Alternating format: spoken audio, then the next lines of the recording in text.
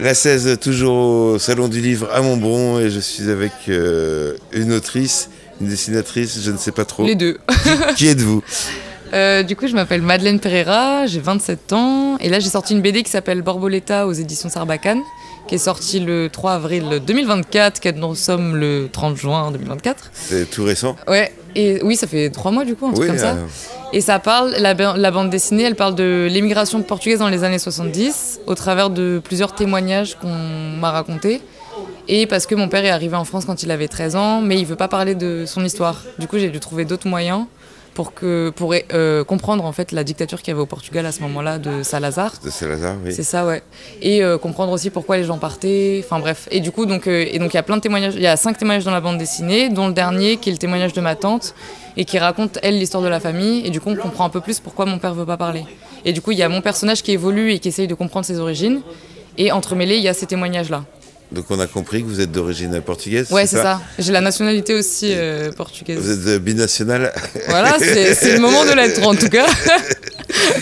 On rigole, mais c'est pas drôle du tout. C'est pas drôle du tout, ouais. Alors, d'où c'est venu l'idée d'écrire et de dessiner en même temps votre histoire? Bah, je sais que j'ai fait les Beaux-Arts en fait à Épinal, puis ensuite à Poitiers, puis ensuite à Angoulême. Et depuis le début, je faisais des petites bandes dessinées pour moi, des trucs, enfin des fanzines, des choses comme ça. Donc j'avais vraiment à cœur d'écrire et dessiner. Et après, l'histoire, c'est venu un peu au fur et à mesure, je pense. Et puis, à la fin de mes études, donc j'ai eu mon diplôme de l'ESI à Angoulême en 2020. Et 3 jours après, je partais à Épinal pour une résidence d'autrice, oui. D'artiste, quoi.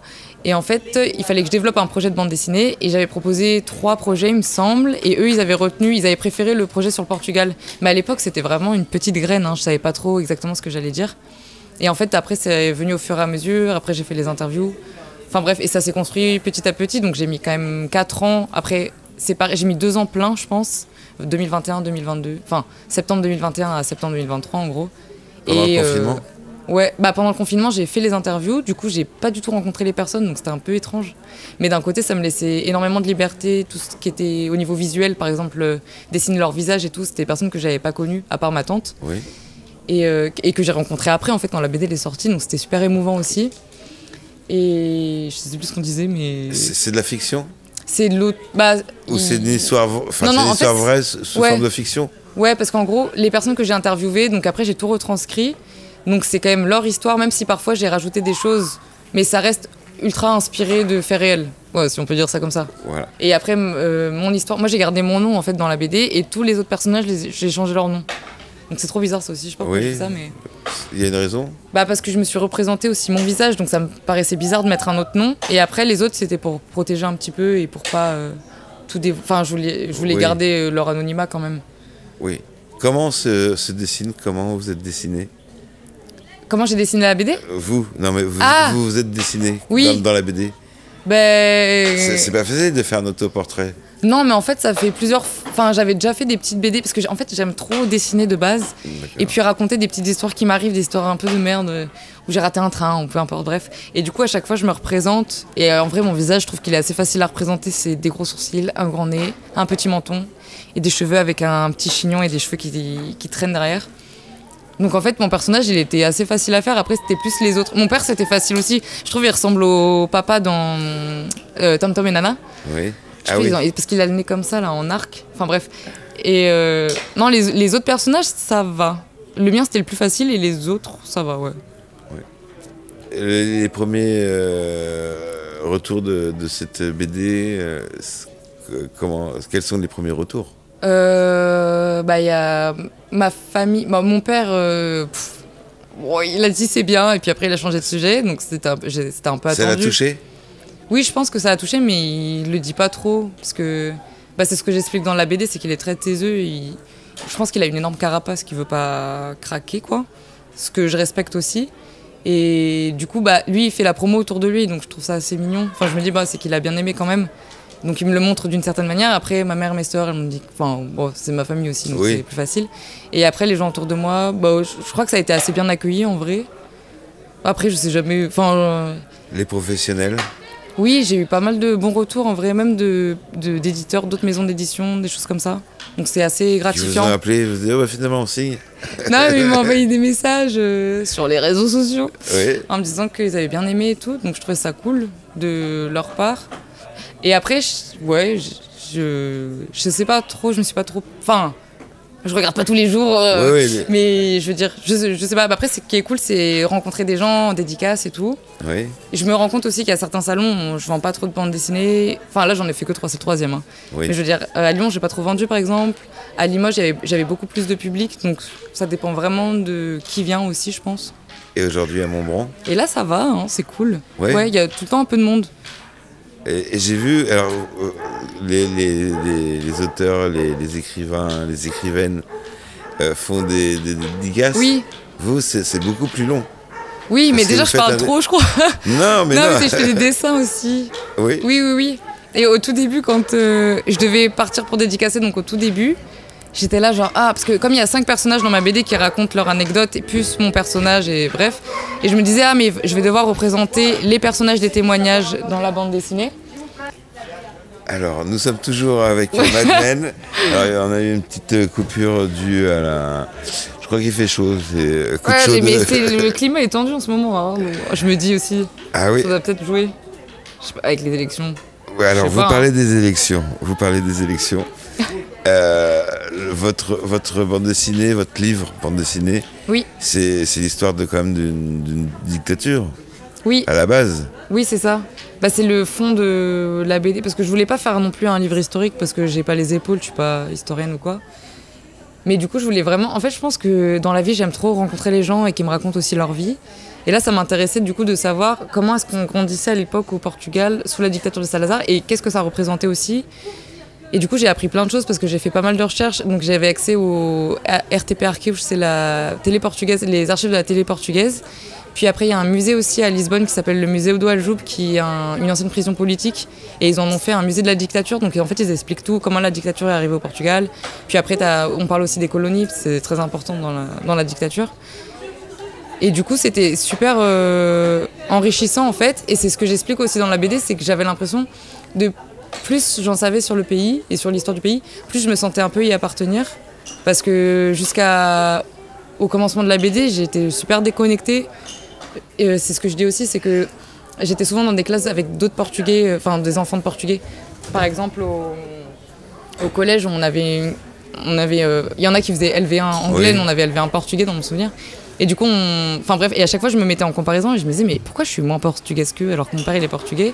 Et en fait c'est que aussi mon père il a évolué au niveau des classes sociales et ma tante par exemple elle est restée intérim à l'usine, mais parce que mon père c'était un garçon et du coup il a été éduqué d'une certaine manière, il a été privilégié en fait comparé à ma tante, sauf que enfin vrai, et du coup les conditions de la femme étaient vraiment atroces. Déjà Oui. que de base c'est assez atroce, mais à cette époque-là c'était encore pire. Je me suis perdue dans ce que je voulais dire, mais Oui, parce que... la on nous- dictature. Oui, Ouais, la pardon, je suis oui. partie. Oui, mais c'est pas grave, je crois. Mais du coup j'ai appris plein de choses quoi, voilà.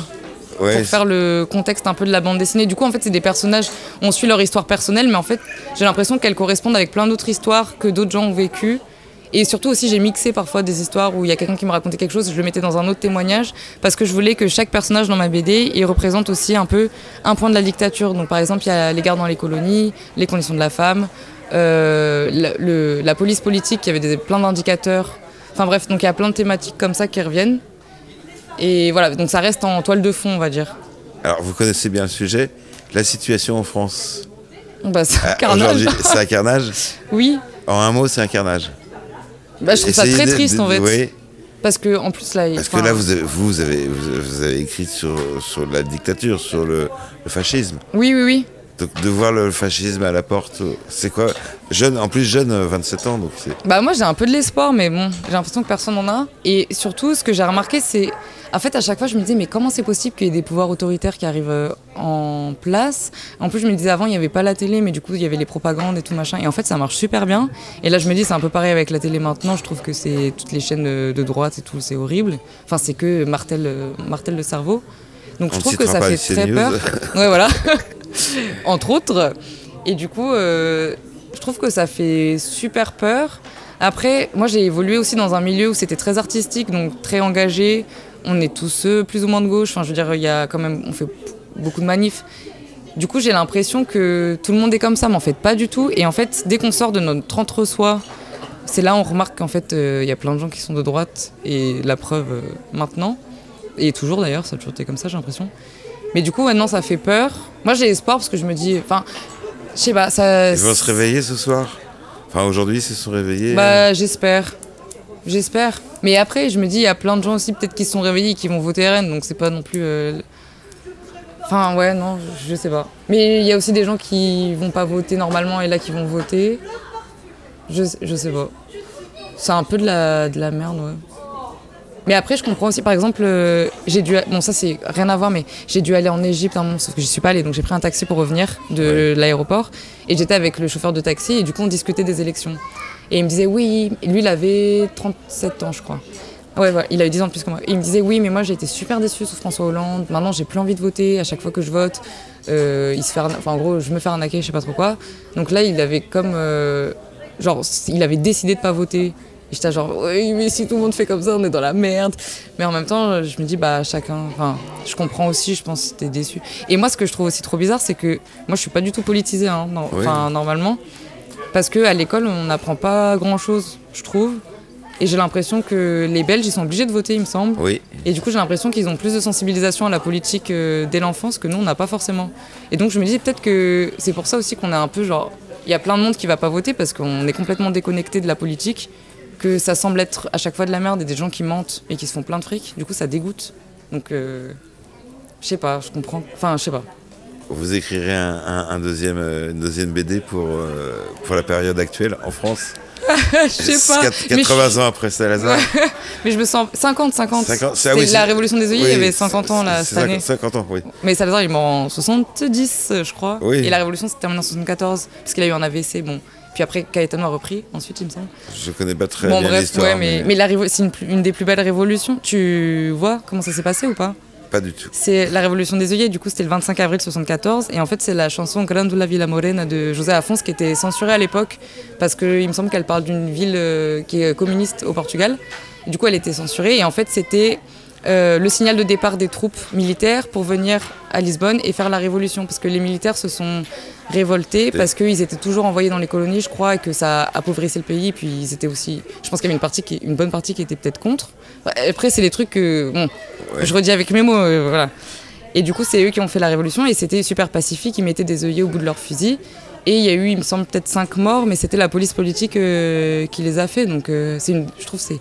En fait, mêler la révolution et la musique, c'est trop beau. Il peut y avoir des bonnes révolutions alors. Ouais. Et des militaires, c'est assez rare qu'après ça devienne une démocratie, je pense. Donc ouais.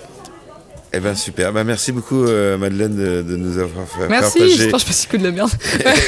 Mais c'est très bien. Et puis. Bon salon et à très bientôt, j'espère. Oui, merci beaucoup, c'était trop bien.